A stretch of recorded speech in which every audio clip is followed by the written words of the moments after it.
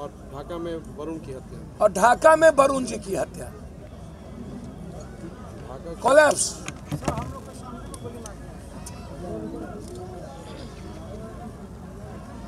ये हालात है और इसमें 1200 किलोमीटर तो पप्पू यादव को चलना ही पड़ेगा। मैं यह सोचूं कि मुझे जिंदा रहना है, कल्पना कीजिए 1200 किलोमीटर, आप सोच करके पागल हो जाइएगा। दिल्ली से 250 किलोमीटर ज्यादा।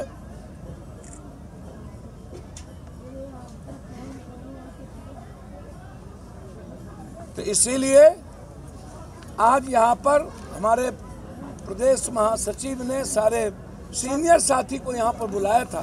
सर, अभी के ताजा राजनीतिक गतिविरोध है उस पर सर चर्चा करते हैं। कौन ताजा अभी जो प्रधानमंत्री जो है नरेंद्र मोदी जी ने कहा है कि सबसे बड़ा समाजवादी नेता नीतीश कुमार है।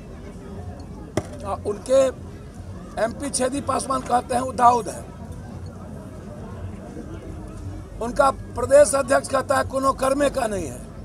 रूढ़ी कहता है बिहार में कुछ है ये नहीं है। स्पीकर कहता है सब बालू माफिया बैठले है। बड़ों के बाप, कनियों के बाप, चित भी मेरी पट भी मेरी। तो पप्पू यादव जी किसको मानते अब हैं? नरेंद्र मोदी भैया समाजवादी नेता में क्या दिक्कत है? नीतीश कुमार जी का, नीतीश कुमार जी के चेहरे पर ना ये बीजेपी यहाँ टिका हुआ था, उसका पास कोई अपना चेहरा था क्या? और है क्या कोई चेहरा? बीजेपी के पास तो या तो मशीन है या तो हिंदू मुसलमान है। नरेंद्र मोदी जी की अपनी कोई वजूद है? बिना हिंदू मुसलमान के नरेंद्र मोदी अपने वजूद पर वोट लेके दिखा दे, पता तो चल जाएगा। इस मणिपुर, गोवा, उत्तराखंड, पंजाब, यूपी में।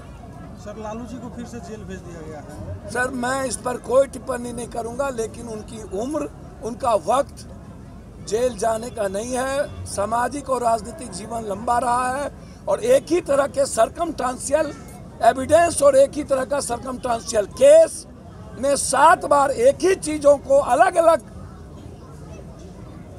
जिलों से अलग अलग सजा, मैं इसको सही नहीं मानता। चंपारण में गांधी जी की तोड़नी की जाती है प्रतिमा का।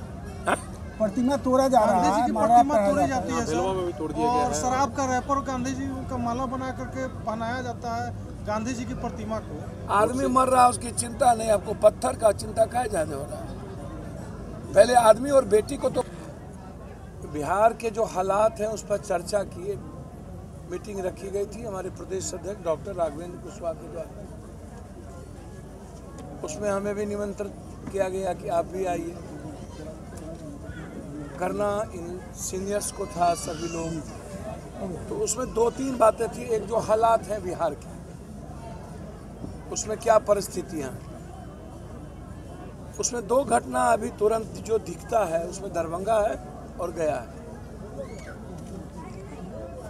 जिन बातों को मैं लगातार उठा रहा हूं वह बात तो बीजेपी के लोग खुद कह रहे हैं। जैसे स्पीकर ने कह दिया कि जितने थाना प्रभारी हैं वो बालू माफिया हैं।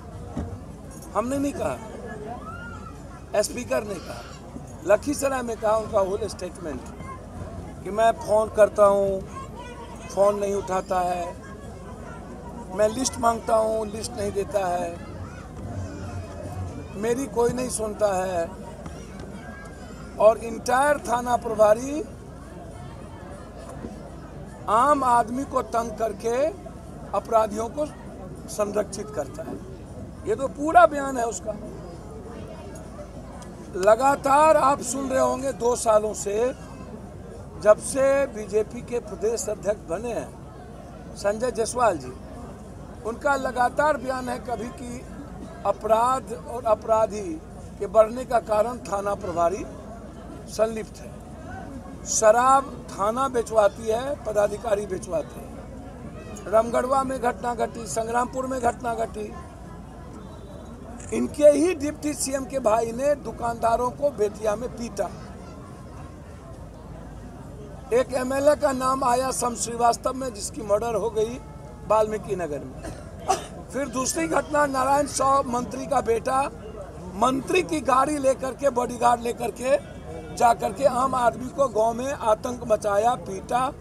जो कमजोर तबके के बच्चे क्रिकेट खेल रहे थे उस पर गोली तक फायरिंग करने की कोशिश की। उसमें संजय जायसवाल चुप रह गए, मौन रह गए। उन्होंने एक बार नहीं कहा लॉ एंड ऑर्डर खराब है। अभी बेतिया में मेडिकल कॉलेज में पिट करके नर्सेस को बर्बाद कर दिया है वहां के जूनियर डॉक्टर। संजय जायसवाल जी लगातार कह रहे हैं डबल इंजन की सरकार है, एमपी हैं और अपने ही लोकसभा में अपराधियों से डरते हैं।